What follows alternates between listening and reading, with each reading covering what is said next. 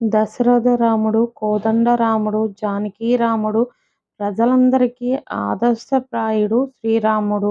మానవ జీవితంలో విడరాని బంధాన్ని ఏర్పరచుకున్న మహాకావ్యం శ్రీరామాయణం. ఎన్నిసార్లు చదివినా, ఎన్నిసార్లు విన్నా కొత్తగా అనిపిస్తుంది.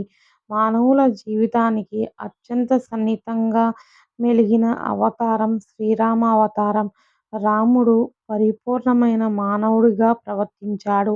ఈ ప్రపంచంలో మంచి గుణములు కలిగిన మానవుడు ఎవరు అని నారద మహర్షిని వాల్మీకి మహర్షి ప్రశ్నించగా 16 గుణములు కలిగిన పరిపూర్ణమైన మానవుడు శ్రీరామచంద్రమూర్తి అని నిర్ధారించాడు. మనుష్య జీవితంలో శ్రీరాముడి జీవితం మమేకమైపోయింది. ఆయన మానవుడిగా పుట్టాడు, మానవుడిగా పెరిగాడు, మానవుడు పడిన కష్టాలను పడ్డాడు, మానవుడుగానే అవతారం పరిసమాప్తి చేశాడు. ఆయన సత్యంతో లోకాలను, ధర్మంతో సమస్తాన్ని, మంచి గుణములతో గురువులను, దాన గుణంతో దీనులను గెలిచాడు. అలాగే తన పౌరుష పరాక్రమాలతో శత్రువులను గెలిచాడు. పరిపూర్ణమైన మానవ అవతారమే రామావతారం.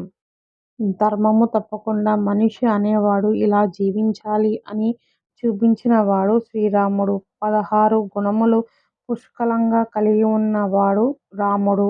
అవే గుణవంతుడు, వీర్యవంతుడు, ధర్మాత్ముడు, కృతజ్ఞతాభావం కలిగినవాడు, సత్యం పలికేవాడు, దృఢమైన సంకల్పం కలిగినవాడు, చారిత్రము కలిగినవాడు, అన్ని ప్రాణుల మంచి కోరేవాడు, విద్యావంతుడు, సమర్థుడు, ఎన్నిసార్లు చూసినా ఇంకా చూడాలనిపించేంత సౌందర్యం కలిగినవాడు, ధైర్యవంతుడు, క్రోధాన్ని జయించినవాడు, తేజస్సు కలిగినవాడు, ఎదుటివారిలో మంచిని చూసేవాడు, అవసరమైనప్పుడు కోపాన్ని తెచ్చుకోగలిగినవాడు.